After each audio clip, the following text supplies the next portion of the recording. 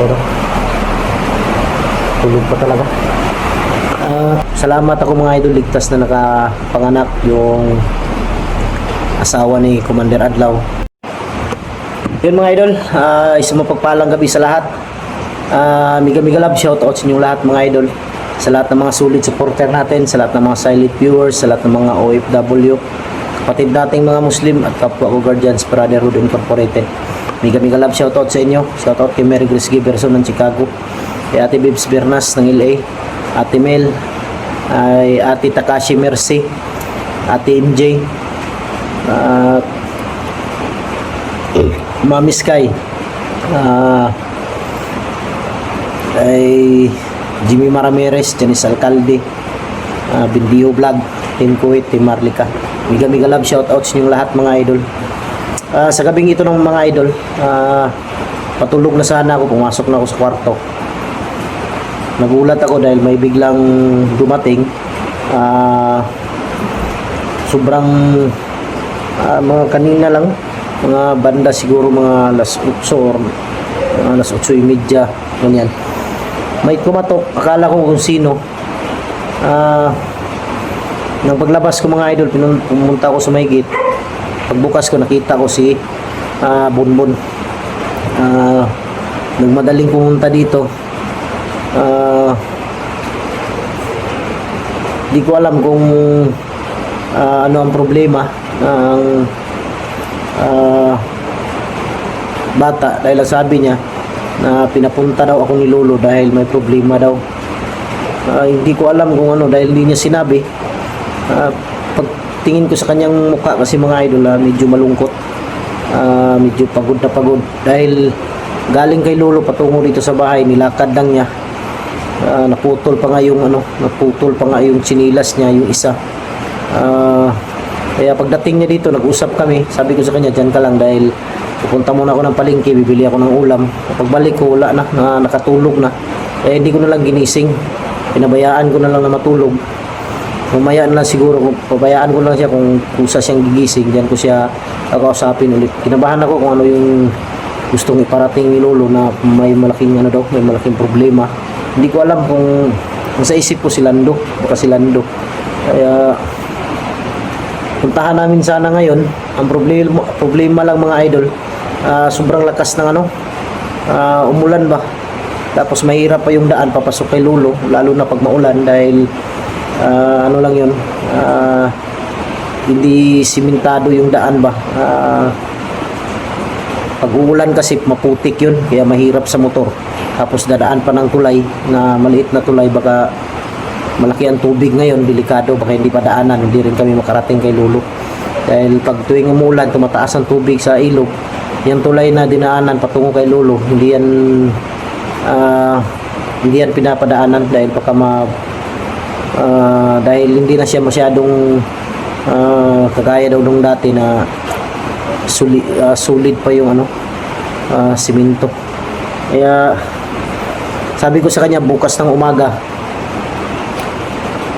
puntahan natin si Lolo dahil kung baka yung sasabihin ni Lolo. Kinabahan din ako mga idol. At may din mga idol, kanina din may pumunta dito, kapitbahay nung kung saan ko nilagay yung asawa ni kung saan sila nakatira ngayon, yung asawa ni Adlaw. Pumunta dito kanina, kala ko ano yung problema, sabi ko baka may problema na naman to, dinukot dahil nakita ko sa labas papunta dito dahil kilala ko naman yun. Akala ko ano yung problema. Tinanong ko siya, sinalubong ko. Ang pala, dinala nila yung asawa ni Adlaw sa ospital dahil nanganak na daw. Kaya hindi lang ako nakapunta din. Ngayon sana, bala ko sana pumunta kanina. Problema lang talaga dahil yung walang tigil dahil sa bagyo ngayon ba. Kaya sabi ko bukas na lang puntahan ko pagkatapos kay Lolo.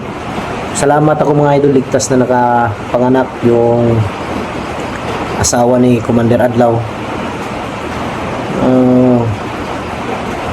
may inano siya sa akin yung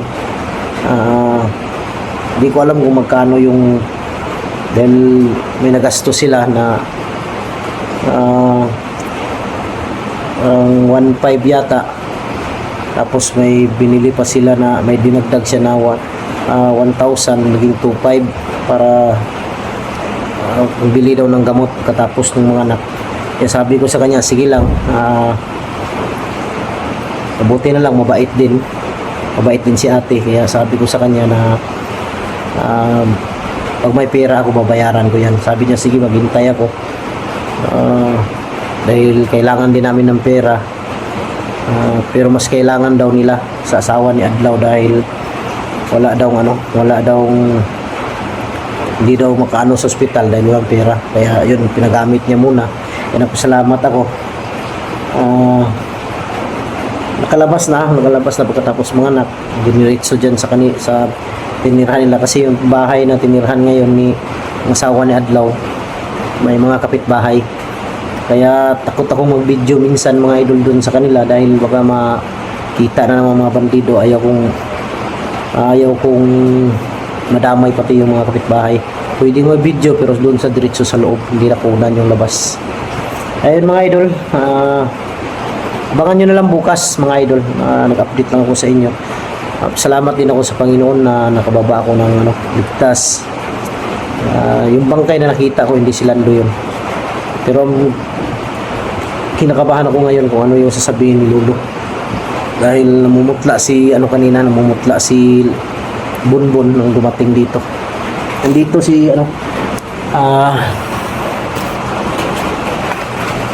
si Bunbun. Yan. Ayun, nakatulog. Nakatulog sa sobrang pagod siguro sa paglalakad. So, sabi ko,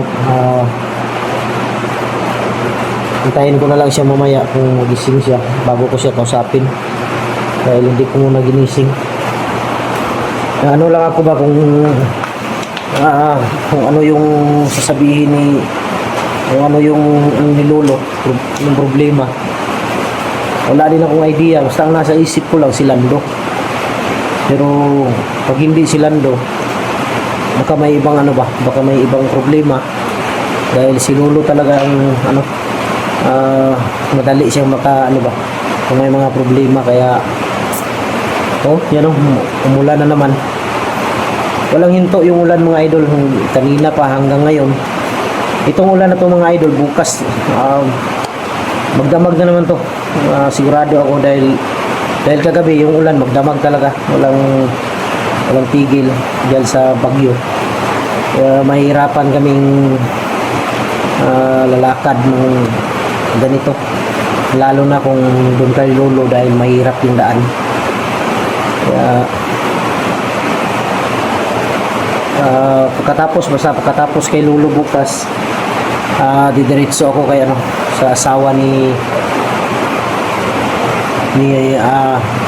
Adlaw.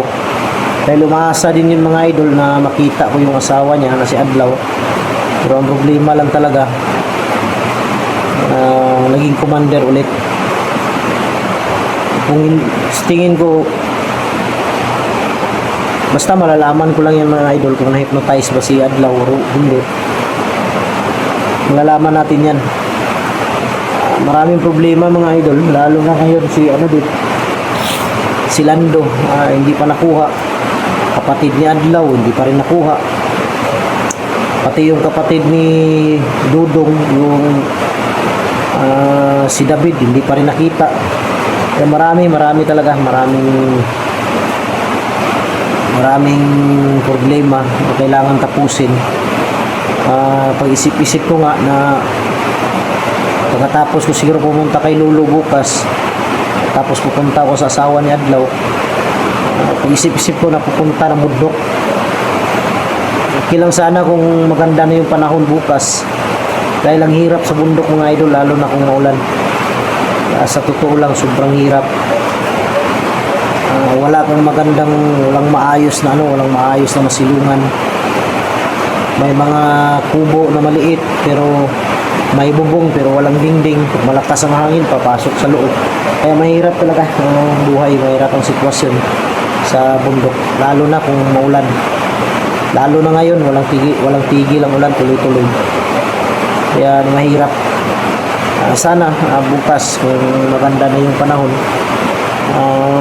aakyat ako mga idol, diretso ako ng bundok. Pero kung tingin ko alanganin, ulan pa rin, hindi muna ako tutuloy. Hintayin ko muna na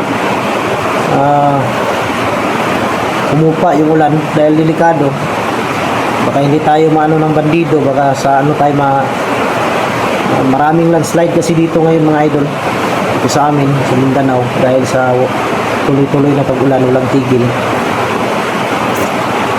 Mahirap. Kaya wala tayong magawa dahil ganito yung trabaho pinasok. Pagtulong sa mga taong nangangailangan ng tulong. Iligtas ang dapat iligtas. Pinipilit ko nga lang kahit ako lang mag-isa para makatulong sa iba. Nakakamiss yung dating Team Lover Boy na kumpleto, pero wala talaga. Ulitin ko sa inyo, wala talaga akong magawa dahil may kanya-kanya kami pag-iisip, may kanya-kanya kaming desisyon. Kung saan sila masaya, doon ako, suportahan ko sila. Gusto nilang magtrabaho, pero ang pagkaganda lang sa kanila mga idol, si William, si Tikboy, si Jinky,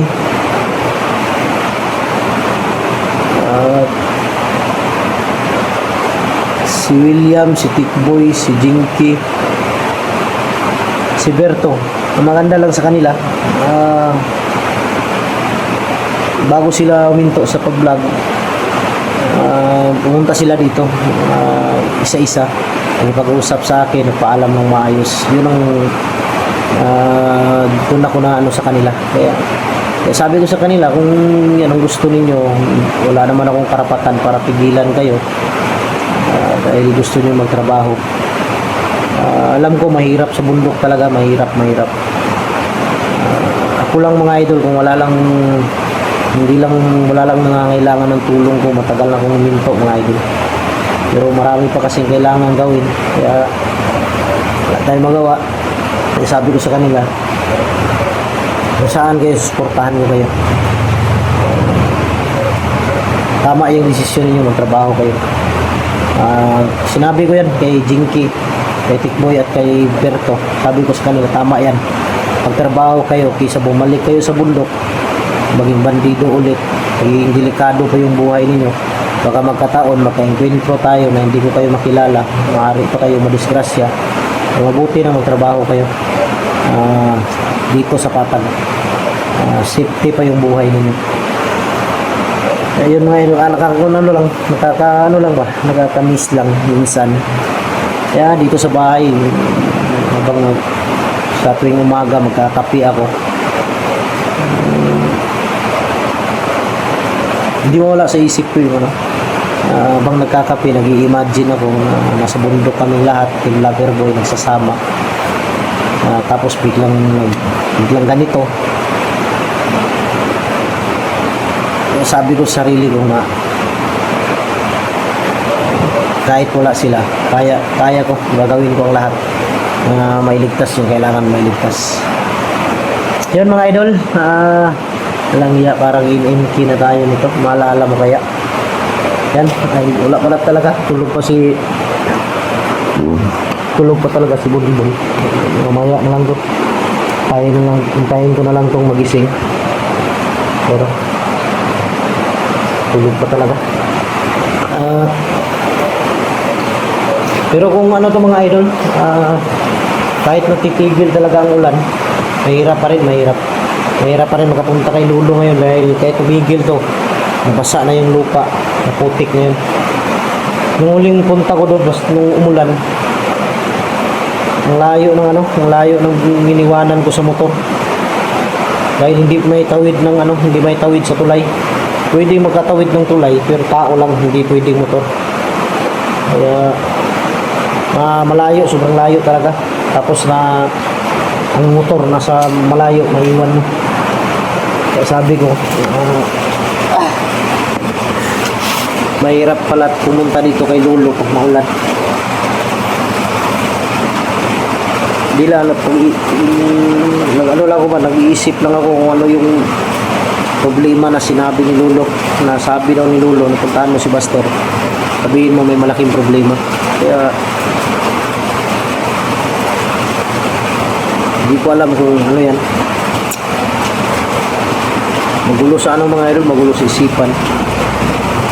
Ano yung problema na yan. So yun mga idol, hanggang dito na lang yung video natin.